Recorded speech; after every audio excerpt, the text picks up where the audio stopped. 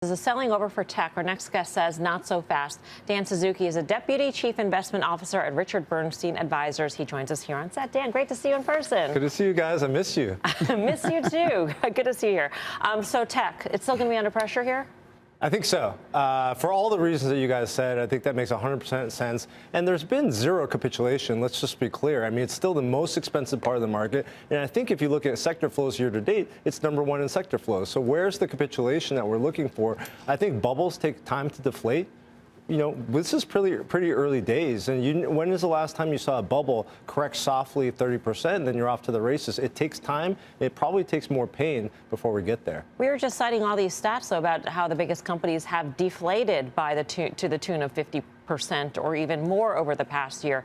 What is so bubblicious about these stocks at this point? It's like the $10,000 handbag that's now $8,000 or $5,000. It's still not a good price. I think that one way to look at it, I think if you go back to the tech bubble, which there's a lot of parallels, clearly there's differences.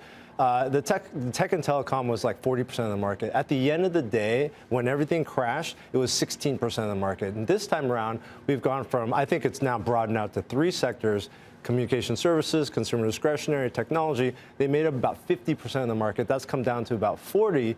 There's probably still more deflating to happen. So, Dan, when you talk about capitulation, it hasn't happened yet. We've seen parts of the market where we're really close. Maybe it's crypto, maybe it's SPACs. A lot of these are going to be delisted, going to zero. A lot of non-profitable tech are down 70, 80% or so. What would define capitulation as it relates to the broad market? Again, you know, the S&P is down 16%, and some of those massive tech names still make up a disproportionate amount of the weight of that index of 500 stocks. I think you could look at it a lot of different ways, Dan. One, those flows probably have to go the other direction, right? Valuations probably, you know, it's trading at a huge premium to the rest of the market. That valuation gap at least has to close, if not go the other direction. And I think that we have to all stop talking about it, right? I mean, the fact that it's the center of every conversation and every network has a show dedicated to that sector, it tells you a little bit about where it's at. Are there other networks other than CNBC? No, only CNBC. Just wondering, asking.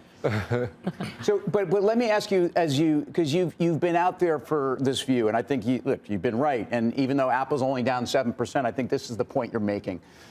What part of the market do you like here as we're seeing this shift and there are parts of the economy that are working? Yeah, I think there's a couple ways to look at it. I mean, when we're in an environment where the macro fundamentals are deteriorating, profits are slowing, we think we'll be in a profits recession, liquidity is going to continue to tighten, you want to focus on high-quality defense overall. So that's probably the number thing we're focusing on in our portfolios.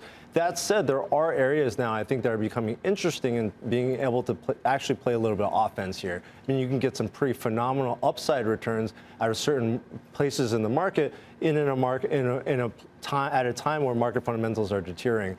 One of those places I think is increasingly China.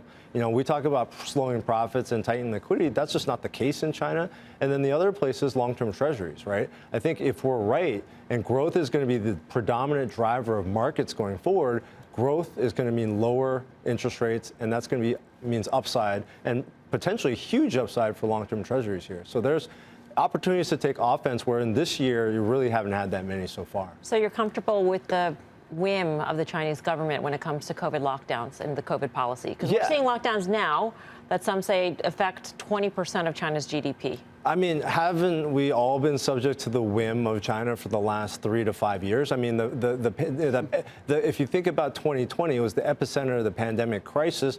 They fully went into lockdown, controlled their economy. Yeah, it was one of the best performing markets. Since then, the rest of the world has come surging back, but now the rest of the world is slowing. In that environment where things are actually bottoming, I think that makes for a nice, interesting contrast with the rest of the world.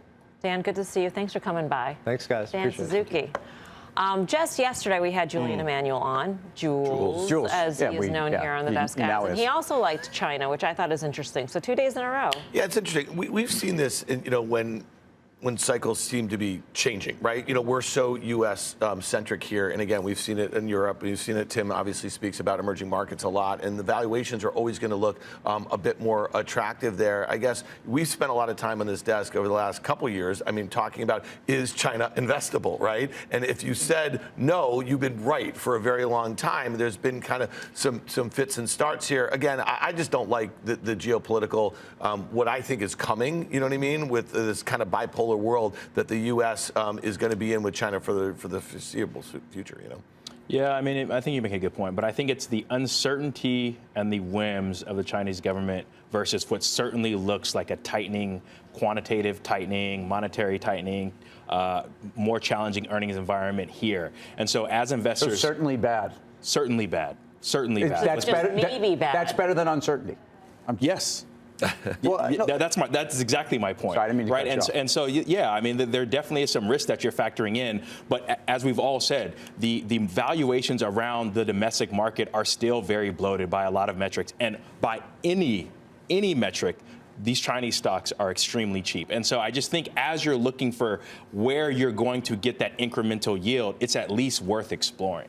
Another signal on China. So today we got the announcement that essentially it seems like Ant Financial is going to settle with the Chinese government on a fine of around $1 billion. They've been working on this for 3 months.